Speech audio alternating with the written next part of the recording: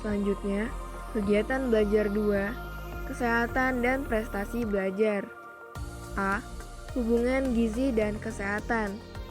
Anak menjadi sehat karena penanaman orang tua akan pentingnya hidup sehat yang ditandai dengan tidur yang cukup, makan dengan teratur, dan lain-lain. Anak yang cerdas cenderung lebih tinggi dan berat dibanding dengan anak yang kecerdasannya hanya di bawah rata-rata. B. Hubungan gizi dengan kepribadian dengan emosionalitas. Dikatakan bahwa kekurangan gizi dapat membuat anak mudah marah dan rewel. Kelebihan makan pun dapat memberikan efek psikologis negatif pada anak. Jika hal ini tidak tertangani, akan mempengaruhi perkembangan kepribadiannya. C. Hubungan gizi dengan kesehatan. Kekurangan gizi atau malnutrisi disebabkan tidak hanya karena memperoleh nutrisi yang sesungguhnya diperlukan untuk pertumbuhan dan perkembangan anak. Kekurangan gizi dapat merusak organ-organ pencernaan dan fungsi-fungsi pertama kehidupan, karena pertumbuhan otak sesungguhnya justru terjadi pada masa ini. Dengan demikian, dapat disimpulkan bahwa gizi berperan terhadap tingkat kecerdasan seseorang maupun kinerja anak dalam suatu tes. Oleh karena itu, diet yang tidak seimbang juga dapat berpengaruh pada kinerja tes anak usia sekolah dasar yang khususnya berpengaruh pada kesehatan, ketekunan, dan perhatian. Setelah membaca kegiatan belajar ini, kita semakin menyadari bahwa seberapa banyak gizi yang dikandung dalam diri seseorang akan berpengaruh terhadap kecerdasan, kepribadian, dan kesehatan seorang anak. Oleh karena itu, kita perlu memberikan gizi yang seimbang sesuai dengan kebutuhan anak. Meninjau situasi bangsa dan negara kita saat ini, tidak dapat disangkal bahwa kebutuhan gizi untuk anak sangat diperlukan. Baik, saya akan melanjutkan materi yang terakhir, yaitu tentang teori kebutuhan dan penerapan bagi anak usia SD. Teori kebutuhan Maslow. Dalam hidupnya, setiap individu memiliki kebutuhan. Abraham Maslow, seorang tokoh yang banyak dikaitkan dengan gerakan humanistik pada bidang psikologi, berpendapat bahwa setiap individu memiliki kebutuhan. Selanjutnya, dapat dilihat pada gambar. Bagian yang pertama ada aktualisasi diri, yaitu dengan pengembangan diri, pemenuhan ideologi, dan lain-lain. Yang kedua ada penghargaan atau kebutuhan untuk dihargai dengan pencapaian, status, tanggung jawab, reputasi, dan lain-lain. Dan yang ketiga ada sosial, kebutuhan saling memiliki dan mencintai dengan afaksi, relasi, dan keluarga. Dan yang keempat ada rasa aman, yaitu dengan keamanan, ketentraman, stabilitas, dan lain-lain. Dan yang terakhir fisiologis atau kebutuhan jasmaniah, seperti makanan, minuman, tidur, pakaian, dan lain-lain. Jadi, bisa dikatakan bahwa manusia digerakkan oleh dua sistem kebutuhan, yaitu yang pertama kebutuhan dasar, dan yang kedua kebutuhan untuk berkembang. Selanjutnya, motivasi insentif. Telah dijelaskan bahwa motivasi merupakan suatu kecenderungan di dalam diri seseorang untuk bertindak mencapai suatu tujuan konkret guna memuaskan kebutuhan-kebutuhannya. Harga diri dan aktualisasi diri merupakan 2 dari 5 kebutuhan yang diterapkan oleh Maslow. Harga diri menunjukkan pada evaluasi dan juga dimensi afektif dari konsep diri. Oleh karena itu, evaluasi diri selalu merangsang reaksi emosi. Suatu penelitian yang menarik mengenai hubungan orang tua anak dengan harga diri menunjukkan bahwa sikap-sikap orang tua yang berkaitan dengan anak-anak yang memiliki harga diri yang tinggi. Selanjutnya, bagian yang pertama yaitu menunjukkan ekspresi dari perhatian. Yang kedua, tanggap terhadap masalah anak.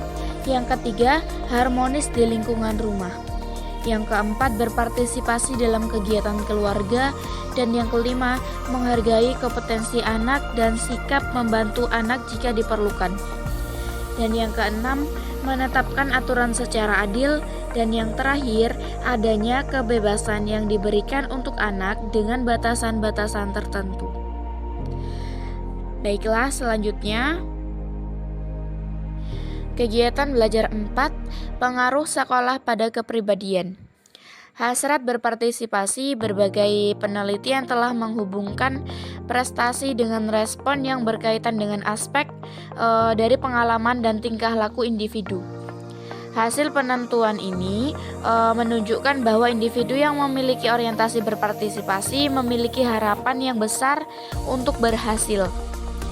Yang kedua, motivasi intrinsik dan ekstrinsik.